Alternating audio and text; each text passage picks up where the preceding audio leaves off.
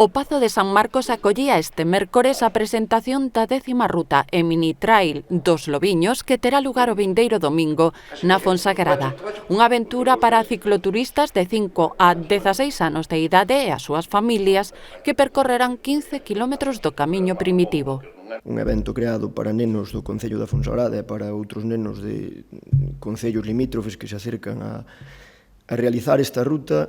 Nesta edición contamos cuns 80 participantes, máis ou menos 60 que virán en bicicleta e sobre uns 20 que estrenan este formato do que falaba aquí, que facemos en colaboración ca AMPA da Fonsagrada. A Deputación de Lugo colabora co Concello da Fonsagrada na promoción e difusión desta iniciativa que fomenta o deporte entre os máis pequenos e o desenvolvemento socioeconómico da comarca.